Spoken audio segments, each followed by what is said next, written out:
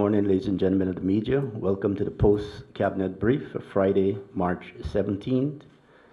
The brief will be given this morning by the Honorable Joseph Harmon, Minister of State. Mr. Harmon. Thank you very much, Mr. Archer. Good morning, ladies and gentlemen of the media. Cabinet approved of the request made by the Honorable Minister of Natural Resources to retain a team of petroleum consultants to offer advice, support, and to guide the government of Guyana through his ministry in the review and implementation of the field development plan for the Liza discovery by ExxonMobil. The field development plan is a blueprint for maximizing the recovery of the petroleum resources whilst ensuring sustainable development and responsible management. The team of consultants will function as a project management unit within the Ministry of Natural Resources. It will be recalled that Cabinet was advised that Dr. John Mangal, a Guyanese expert in offshore geotechnical and civil engineering with about 18 years of experience in the marine and oil and gas industries, was on March the 10th, 2017, appointed as a petroleum advisor in the Ministry of the Presidency. Dr. Mangal holds a doctorate in offshore and geotechnical engineering from the University of Oxford and a bachelor's degree in civil engineering from the University of Edinburgh. Dr. Mangal, in addition to assisting with the development of Guyana's hydrocarbon regulatory framework, will advise the government on matters related to the operations of ExxonMobil and its partners in Guyana as they pursue development of the Liza discovery. The Honorable Minister of Finance presented to Cabinet the annual reports for the Atlantic Hotel Inc. for 2014, the Guyana National Newspapers Limited for 2014, and the Guyana National Shipping Company for 2015. Cabinet commended the Honorable Minister for his continuing efforts to have up-to-date reports from government agencies in the pursuit of transparency, accountability, and good governance. The reports were accepted and are to be tabled in the National Assembly as required by law. Cabinet has approved the appointment of His Excellency Mr. Surjdev Pokir as non-resident ambassador of the Republic of Mauritius to Guyana.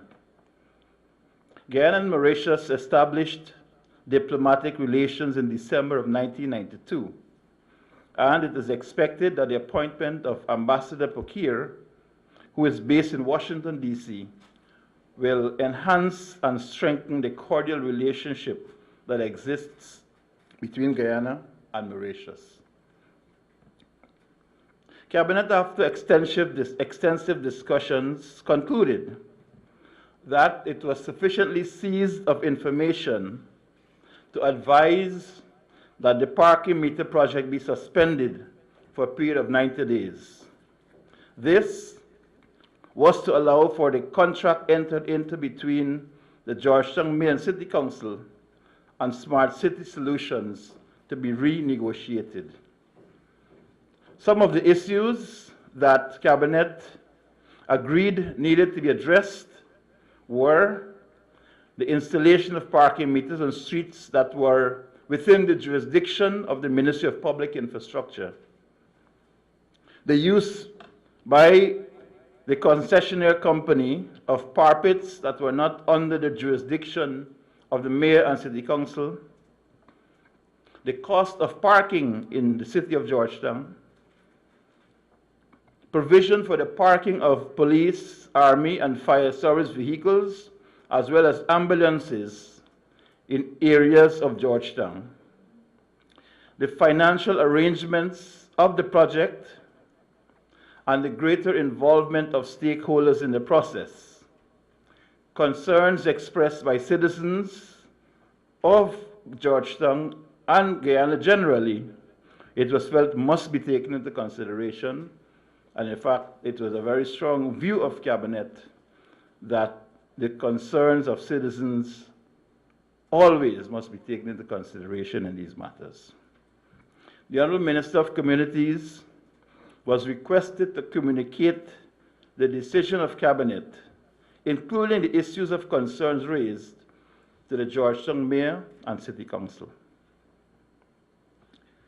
Cabinet approved the attendance of the Honorable Minister of Finance at the spring meeting of the International Monetary Fund and World Bank Group to be held in Washington, D.C.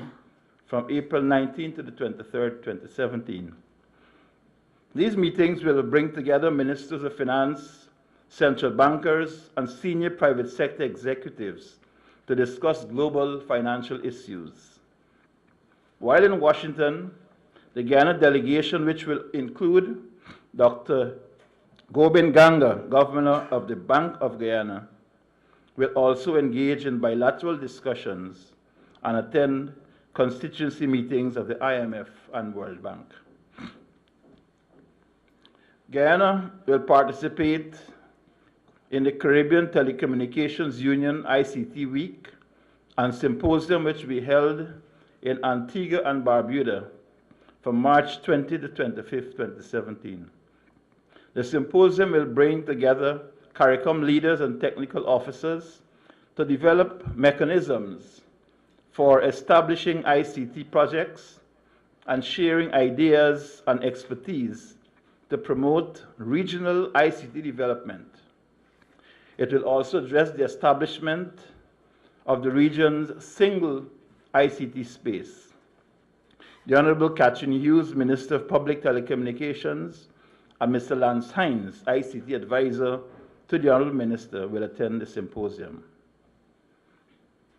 Approval was granted for the attendance at the Caribbean Stakeholders Meeting in Cybersecurity, Cybercrime, to be held on March 24, 2017 in Antigua and Barbuda. The meeting will inform delegates of the state of cybercrime in the Caribbean, provide insights in building a strategic cybersecurity awareness program, and develop a model cybersecurity awareness and education campaign for the region. Senior Superintendent Wendell Blanham, Crime Chief of the Guyana Police Force, will attend that meeting. Guyana will also attend an International Law Enforcement Academy extortion course scheduled to be held from March 27 to 31st in San Salvador, El Salvador. The course will enable participants to improve their skills in investigative techniques and the prosecutorial methods for dismantling criminal enterprises involved in extortion. The following persons have been selected to attend the course from the Guyana Police Force: Inspector Nigel Stevens, Sergeants Rodwell Sarbo, Kester Moria, Colin Ross, Hamlet Martin de Silva, and Quinza Bagot. From the Guyana Revenue Authority, Mr. Earl Daniels, Assistant Commissioner, and Mr. Jason Moore, Junior Legal Officer at the GRA. Approval was also granted by Cabinet for participation in the Inter-American Development Bank-sponsored study tour to be held in Mexico and Colombia from March 25th to April 1st. The tours will facilitate a study to diagnose urban transport problems and trends and seek to provide recommendations on matters of public transport infrastructure, operations, financing, and institutional organization. Superintendent Dion Moore, the Traffic Chief of the Guyana Police Force, will attend the tour. Cabinet approved the participation in the 18th meeting of the CARICOM Standing Committee of Chiefs of Immigration and Comptrollers of Customs to be held in Antigua and Barbuda from April 6 to 7, 2017.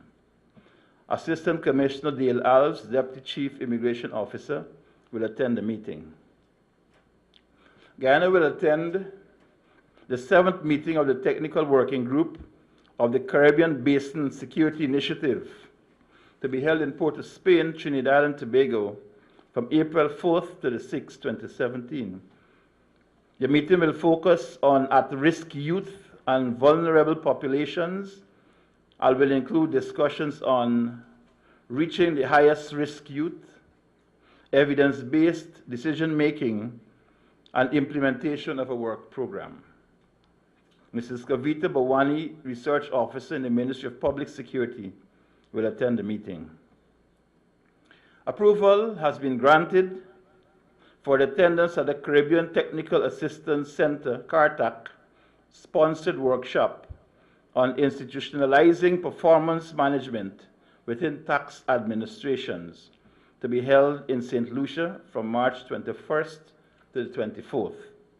The workshop will enable participants to identify key performance indicators to be used in measuring core functions in tax administration, identify data sources to track performance indicators, and develop baseline data to measure progress in achieving outcomes. Mrs. Gracelyn George, Senior Economic and Financial Analyst of the Ministry of Finance, and Mrs. Wendy Weifhaus, Senior Manager Planning and Analysis Division of the Guyana Revenue Authority, will attend the workshop.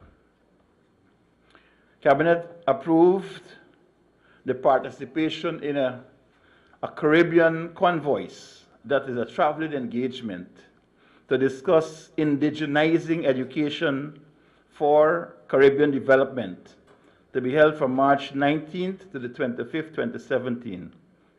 This event will be held at various locations in Trinidad and Tobago and will be hosted by the Caribbean Yard Campus, an educational enterprise designed to network traditional knowledge systems in the Caribbean. The convoys will examine the influence of traditional knowledge on modern Caribbean society and discuss the use of culturally relevant approaches to development challenges in the region. Mr. Ovid Williams, who is versed in Guyanese indigenous knowledge and languages, will represent Guyana at the convoys. Cabinet noted the award of contracts by the public procurement entities and the National Procurement and Tender Administration Board as follows. For the construction of the Brickdam Prison, Phase 4, Camp Street, Georgetown, a contract variation from $69,623,000 to $78,634,000, an increase of $8,998,000. Contract that was awarded to Aura Engineering Company.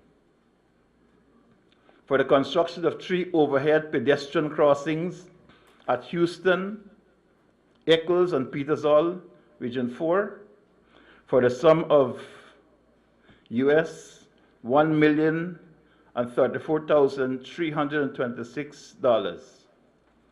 A contract awarded to B&J Civil Works.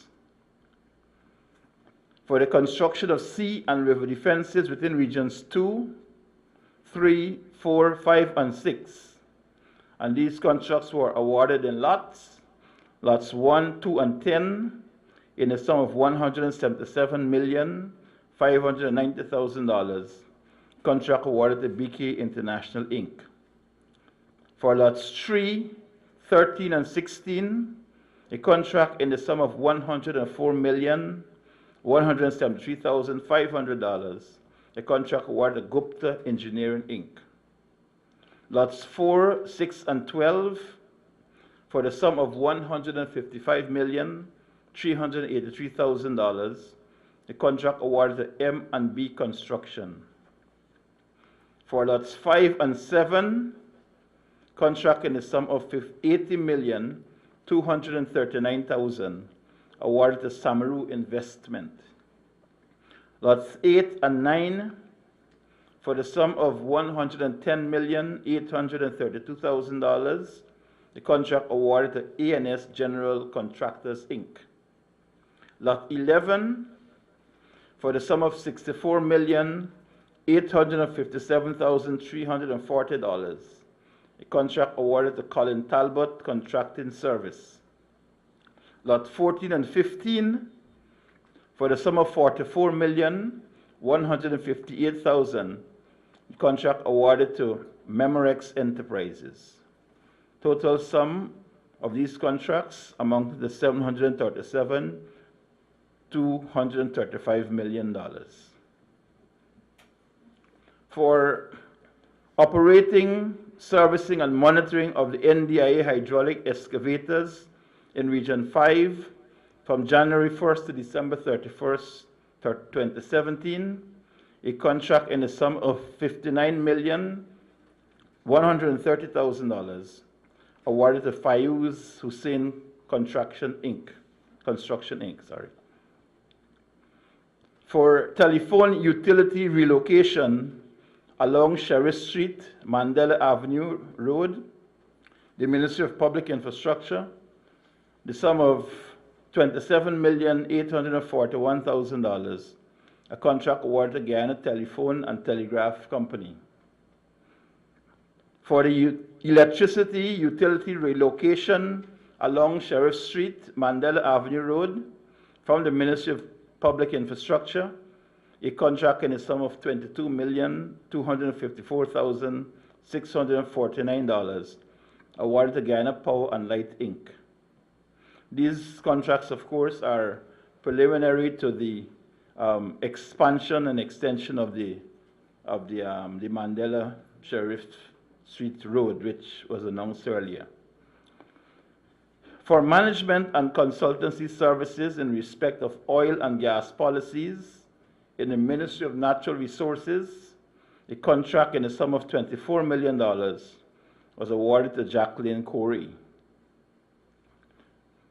For the supply of crash cushions and barriers under the East Bank 4-lane extension program, contract in the sum of $20,155,000 awarded to DAX Construction Contracting Services. For the provision of a 911 business solutions emergency service system in the Ministry of Public Security, a contract in the sum of $27,944,000 awarded to Digicel. For the procurement of mathematics texts for national distribution by the Ministry of Education, a contract in the sum of $306,345 awarded to Mohammed Bookstore Associates Limited. For the procurement of vaccines and syringes from the Ministry of Public Health in the sum of $283,947, a contract awarded to the Pan American Health Organization, PAHO. And for the procurement of medical oxygen from the Ministry of Public Health, the sum of $17,578,000, a contract awarded to Massey Gas Products, Guyana Limited. Ladies and gentlemen, those are the matters that were dealt with at Cabinet at its meeting of Tuesday, 14th March 2017.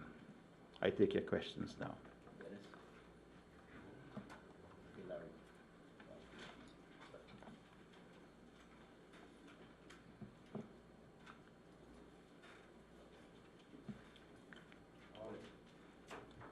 Minister Harmon,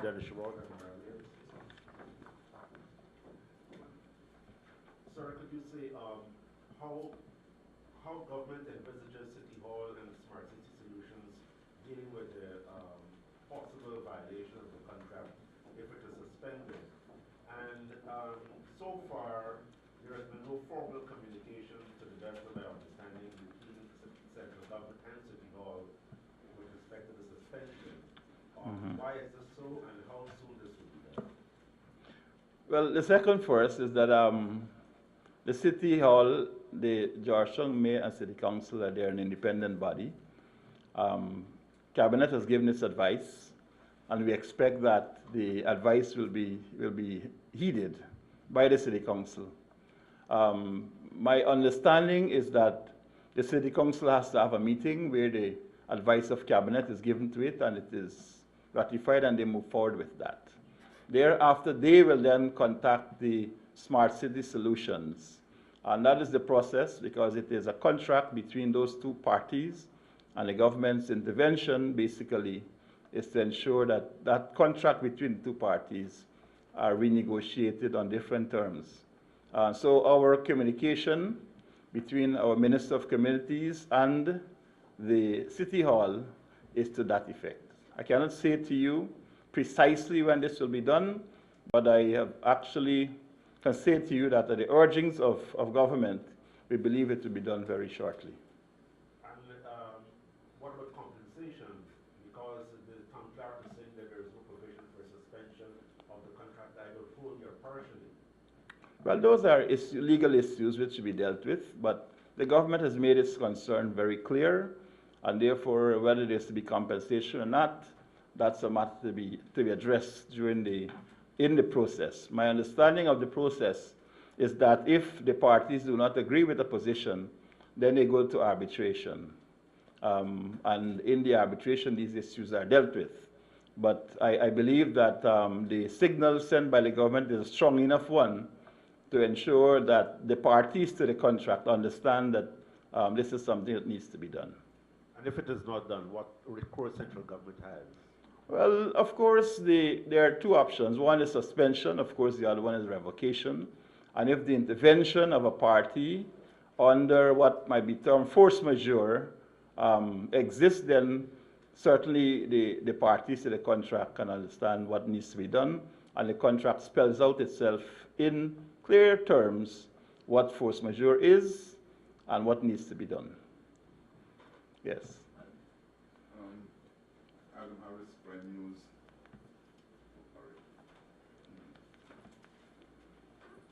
Adam Harris, Prime News. Sir, in your opening statement, you talk about the report for Atlantic Hotel, THI. Yes. Are you in a position to say, sir, what were some of the findings? What did the report reveal about the profitability of the hotel?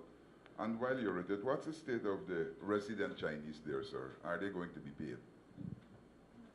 The resident Chinese to be paid? You got some Chinese people who decided that they were not moving out of the Marriott until they got some 5 million or how much money was owed to them, and they were in the entertainment center. Okay, these are, of course, are matters that will be dealt with by the Atlantic Hotel Inc. board. They are fully seized with the facts, and we expect that they will take the necessary steps to ensure that the entity is a profitable one.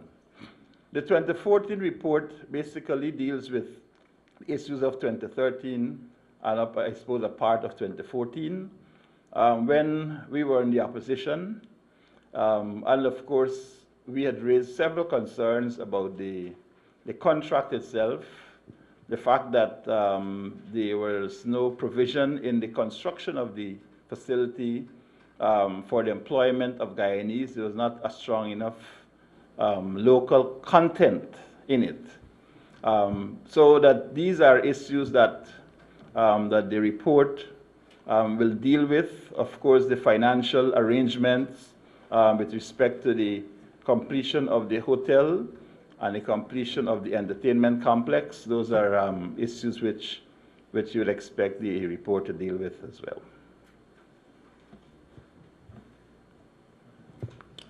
Andrew Weeks, Headline News. Mr. Harmon, the new situation with Venezuela and Guyana, the new development there, a subcommittee in Parliament recently ruled that Guyana's exploration in that region, Essequibo, has broken the Geneva Agreement. Guyana has not responded. Where does that lead us? As you know, the process now, we're in a process where the Secretary General of the United Nations, he's appointed a representative, a personal representative of the Secretary General to look at the issues in the controversy.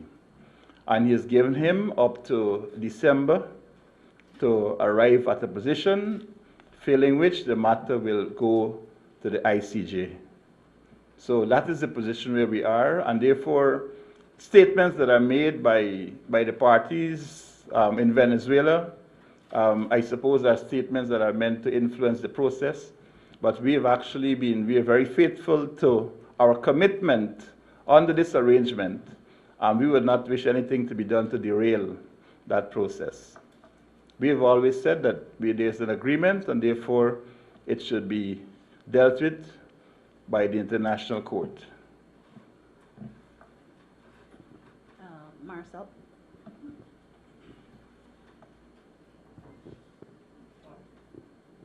Marcel Thomas, Stabrook News, sir. Mr. Harmon, last week you had said that Minister Baldo Lawrence would give a statement, a detailed statement, because she had expressed or explained the process to you. However, the statement given didn't address if Cabinet knew about this 605 million. She had also indicated that there were 3 other companies.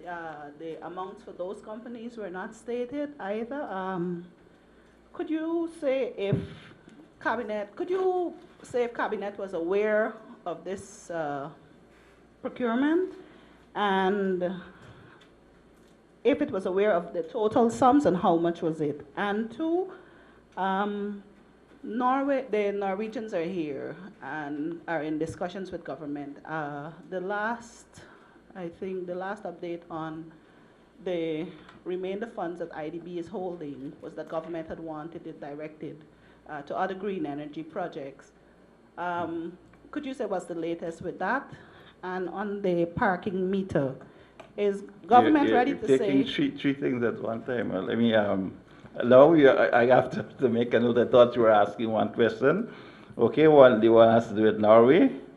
The one before has to do with whether Cabinet knew of the $605 million contract. And the amount? Yes. Mm-hmm. And I'd go with that. Yeah, okay. Thank you. I'll explain the process, how the decisions are made in the government with respect to contracts. Contracts are basically made at the level of the government ministries, where something is identified to be purchased by that entity. There is an evaluation committee that evaluates. Before you go any further, Mr. Harmon, we're talking about a single source contract. I'm speaking to you. I'm addressing your question, ma'am. I'm addressing your question. That it is dealt with at the level of an evaluation committee. The evaluation committee makes its recommendation to the National Procurement and Tender Board Administration. After the National Procurement and Tender Board Administration deliberates on the contract, they finalize their positions on it. It is sent to Cabinet for its no objection. That is the process. Now, until such time that something comes from the National Procurement and Tender Board Administration to Cabinet, Cabinet will not be able to make a determination on any contract whatsoever. So I can say to you that is the process, and this is where we are.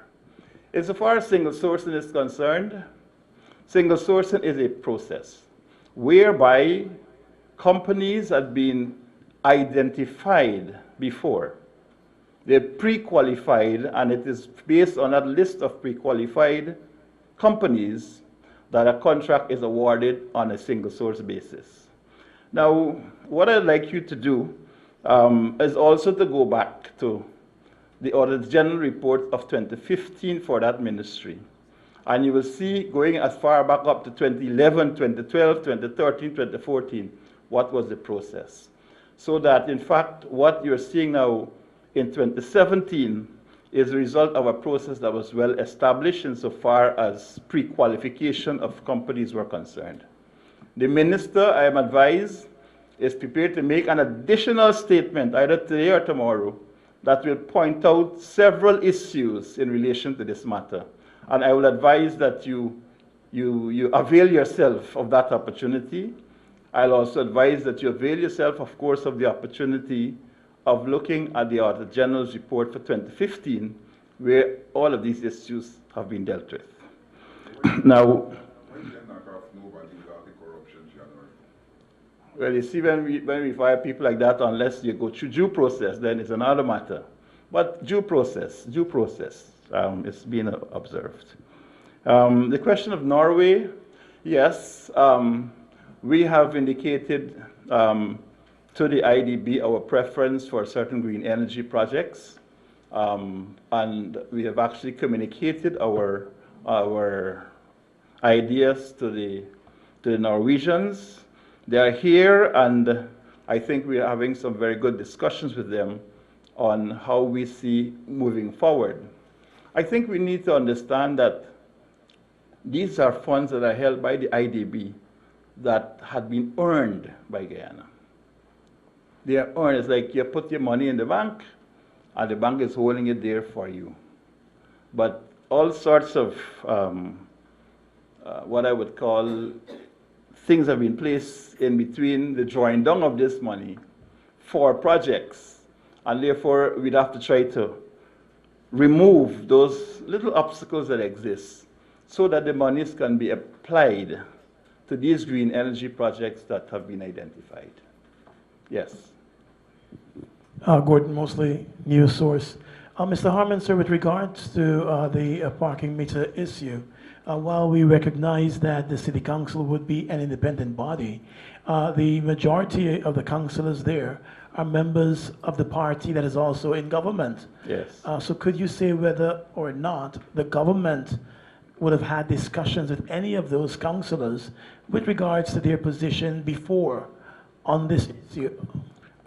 This is why I said that I believe that the council, when it deliberates on it, will understand, will take government's position into consideration and act with some amount of speed in the interest of the people, and understanding very clearly what the government's position is. I would wish to say that. So is that to say that you would have had discussions with those councillors at the party level? Well, the parties, I cannot speak for the parties here. This is a government's, a cabinet news briefing. But I rather suspect that the parties would have actually communicated with their councillors on the position.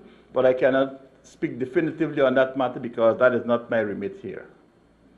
And sir, with regards to some travel by some government officials, including the president, is there any particular reason why on many occasions the media is not properly notified on these travels, especially when the president is going on state visits? I think he had one just recently to Bahamas, and the media found out while he was taking off.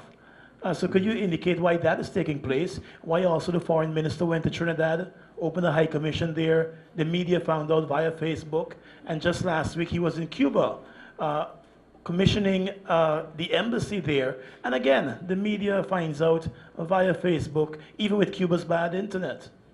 Well, well, I wouldn't comment on that. But what I can say to you is that these matters are actually part of my post-cabinet press briefing. And you will recognize, if you go back, you will see those visits reported on at the post-cabinet press briefing. Invariably, it is, I believe, on the president's visit, but all of those other ministerial visits are recorded, including the president's visit. In some cases, it is notified before. In some cases, because of the urgency, it might be communicated later. But I will leave that one for the president's press people to ensure that, that the media is kept abreast with these travels of His Excellency the President. Before time? Before time, yes. Gildari Kaitun, sir. There's some proposed amendments to the Integrity Commission Act. The opposition leader is saying that some of those proposals put a lot of powers in your hands and the president's hands, and which would give you those powers to sanction people. Could you give your comments as to whether this is the direction? And secondly, the immunity clause with regards to past and sitting president. Could you say whether your stance that you took last week is the same because the opposition disagrees with you? Well, first of all, on the Integrity Commission, I don't see any part of the act which has Joseph Harmon's name in it. So while Mr. Jagdeo says that it gives Harmon this power, I don't see anything like that in the act itself. But let me say a little bit about the Integrity Commission Act, because it is something that we in the opposition that we spoke about extensively, and when we came into office, we took some steps to ensure that what we felt were right was done. The first had to do with the enforceability of the decisions of the Integrity Commission. The Act itself lacks that capacity to be able to enforce things. And so what it does is that it requires the Integrity Commission to lay a report to the President. That is what it does. What we are trying to do now is to ensure that the Act covers a code of conduct for ministers and members of Parliament, that it also gives it some amount of teeth in the enforcement of some of what it is supposed to do. And so it does not transfer any power. In fact, if anything at all, it denudes some of the power which is there that requires the Integrity Commission to report to the President. It denudes some of that power. And what it does is that it makes the Integrity Commission a stronger body. So, I mean, I've heard the leader of the opposition railing and ranting on these things as the lone speaker of the PPP these days on everything that has to do with Guyana. So, if he takes the time and reads the Act and reads the proposed amendments and the code of conduct which is attached to it, I believe you'll come to a different conclusion. That's one. The second thing had to do with the immunity clause. Well, I have spoken on the matter last week. Several persons have written. What I believe, as I said, is a police matter. Police will determine, right? And my advice to anybody who is so affected, get a good lawyer. Okay. Well, ladies and gentlemen, I thank you very much for your attention. I trust that you'll have a wonderful weekend. Thank you very much.